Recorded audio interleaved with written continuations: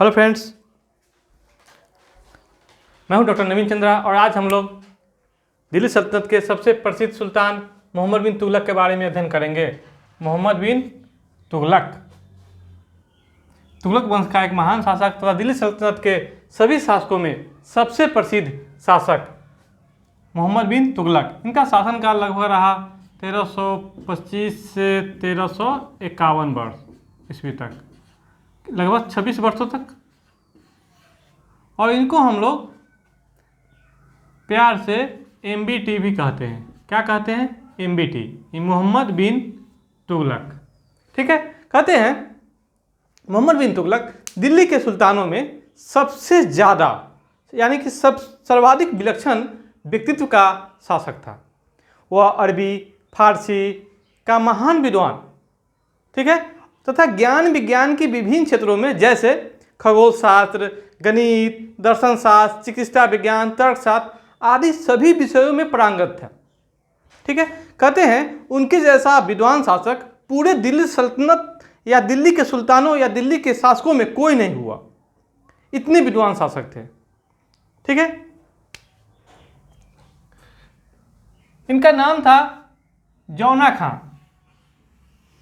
मोहम्मद बिन तुगलक का नाम था जौना खां या किसी किसी बुक में मिलता है जूना खां। ठीक है, जब 1325 ईस्वी में गयासुद्दीन तुगलक के बाद मृत्यु के बाद मोहम्मद जैना खां दिल्ली सल्तनत की गद्दी पर बैठा तो इसने अपना नाम मोहम्मद बिन तुगलक रख लिया। ठीक है, यानी कि जूना खां या जैना खां मोहम्मद बिन तुगलक के नाम से राजगद्दी पर आसीन हो गया।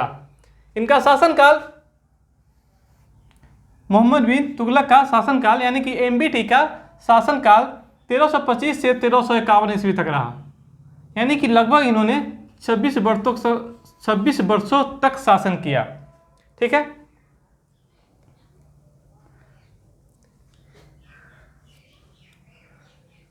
दिल्ली के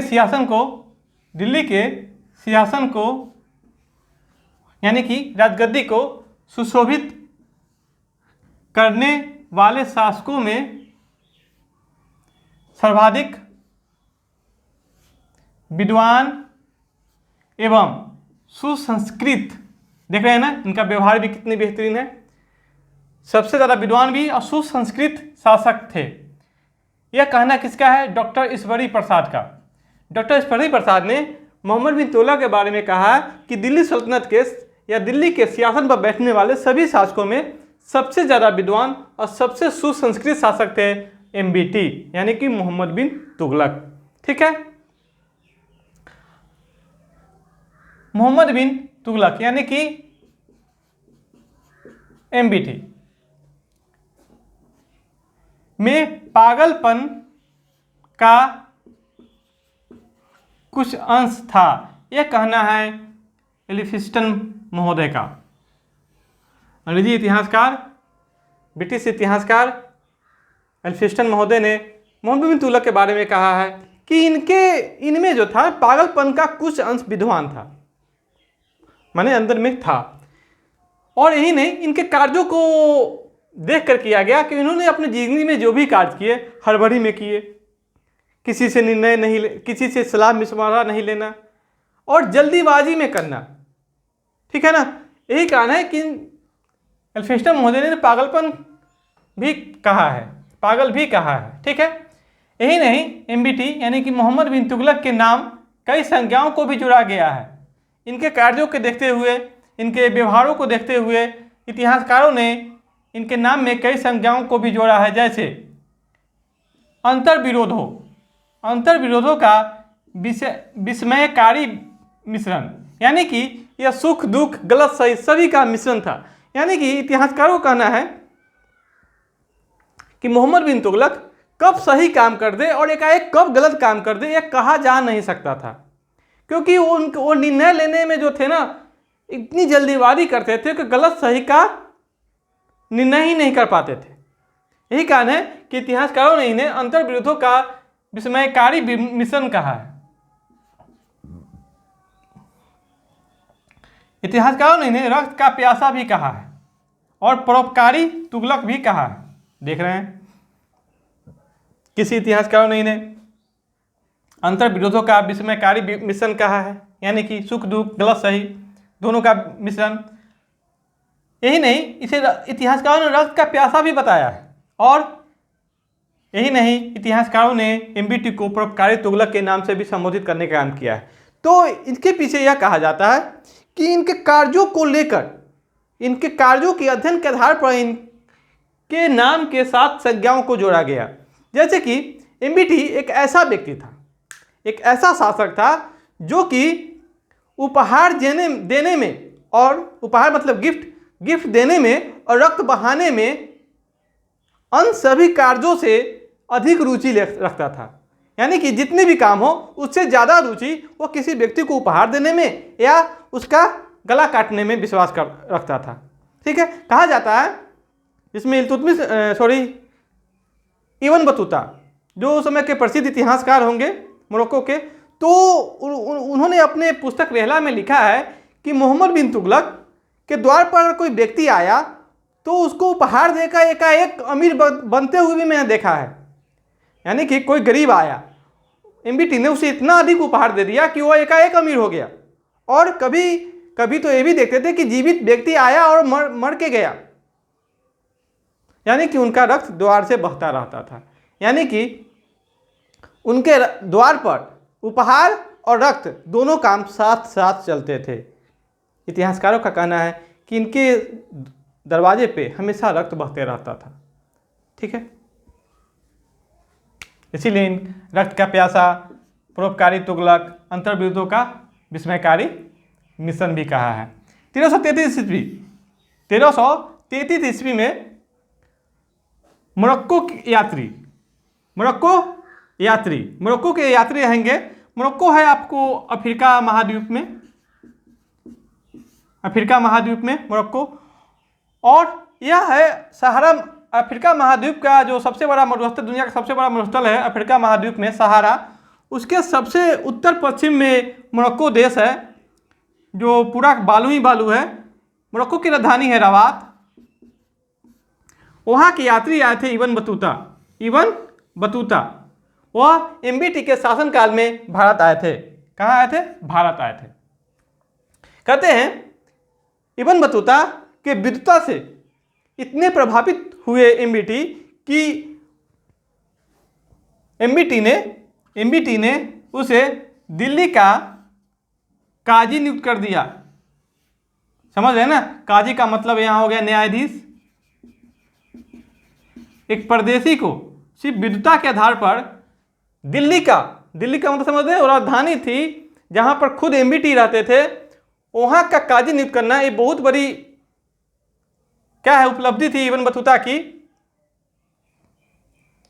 और कहते हैं इब्न बतूता के व्यवहार से, विद्वता से, उनके कार्यों से प्रेरित होकर ही, खुश होकर ही 1342 ईस्वी में इब्न बतूता को सुल्तान, यानी सुल्तान मतलब यहाँ क्या हो गया? एमबीटी। इब्न बतूता को सुल्तान एमबीटी ने अपना राजदूत बनाकर, राजदूत मतलब समझ रहे हैं ना, दूसरे देश में अपने प्रतिनिधि बनाकर राजदूत की हैसियत से चीनी, यानी कि कहाँ भेजा? चीन भेजा। चीनी शासक तोगान तिमूर के दरबार में भेजने का काम किया गया। यानी कि कह सकते हैं कि मोहम्मद बिन तुगलक ने 1342 ईस्वी में जो दिल्ली के काजी इब्न बतूता को अपना राजदूत बनाकर चीन के शासक तोगान तिमूर के दरबार में भेजने का काम करेंगे, जो 1347 ईस्वी में वापस लौटेंगे। ठीक है, यानी कि 5 वर्ष रहेंगे राजदूत की हैसियत से। कहाँ? चीन में 5 वर्ष। इब्न बतूता अपनी यात्रा विवरण का उल्लेख एक पुस्तक रेहला में करता है। रेहला जो अरबी भाषा में लिखित है। कहते हैं रेहला में एमबीटी के समय के बहुत सारी उल्लेखनीय कार्यों का उल्लेख किया गया है। उनके दरबारी इतिहास, ठीक है, राजदूत, काजी, यानी कि सुल्तान के व्यवहार, इस सारे का उल्लेख वहाँ किया गया है। सुल्तान, जैसे कि एमबीटी के समय में क्या कहते हैं उसको, डाक की व्यवस्था, उचित व्यवस्था, इसका भी उल्लेख किया गया है। ठीक है, कहते हैं क्या जरूरत थी एमबीटी को 1342 ईस्वी में अपना राजदूत बनाकर चीन भेजने का। तो कहते हैं कि उससे पहले ही चीन के सम्राट तोगान तिमूर ने 1341 ईस्वी में एमबीटी ने अपना राजदूत बनाकर इब्न बतूता को भेजा 1342 ईस्वी में, और 1341 ईस्वी में चीन के सम्राट तोगान तिमूर ने एक प्रतिनिधि मंडल एमबीटी के दरबार में भेजा था। तोगान तिमूर ने एक प्रतिनिधि मंडल, जिसमें हिमालय क्षेत्र के स्थित बौद्ध मंदिर, उस समय चीन जो था बौद्ध धर्म से क्या था, उत्प्रोत था, तो बौद्ध मंदिरों को मरम्मत करने का निवेदन आग्रह सुल्तान के पास भेजा गया। यानी कि तोगान तिमूर जो चीन के सम्राट थे, उन्होंने हिमालय के पास स्थित बौद्ध मंदिरों का मरम्मत के लिए भारतीय सुल्तान, दिल्ली के सुल्तान एमबीटी के पास एक प्रतिनिधि मंडल भेजकर अपना क्या रखे थे, आग्रह रखे थे कि यहाँ मरम्मत का काम करने दिया जाए। ठीक है, तो इसी के बदले में इब्न बतूता को अपना राजदूत बनाकर चीन भेजने का काम करेंगे एमबीटी। ठीक है, यही नहीं, ईरान के शासक मूसा ने भी एमबीटी के दरबार में प्रतिनिधि मंडल भेजा था। कहते हैं मोहम्मद बिन तुगलक न सिर्फ चीन, न इराक, बाकी और भी बहुत सारे देशों में अपना प्रतिनिधि मंडल भेजकर देशों के साथ, विदेशों के साथ आपसी व्यवहार, व्यापार आदि को संभालने का, सुधारने का काम किया था। ठीक है, कहते हैं एमबीटी दिल्ली के सुल्तानों में सबसे बड़ा साम्राज्य का शासक था। यानी कि एमबीटी का जो साम्राज्य था वो दिल्ली के सुल्तानों में सबसे विस्तृत था, सबसे बड़ा था। उस समय उनके साम्राज्य में कुल 23 प्रांत थे। कितने प्रांत थे? कुल 23। कहते हैं इसमें कश्मीर 23 प्रांतों में कश्मीर और बलूचिस्तान को छोड़कर संपूर्ण हिंदुस्तान था।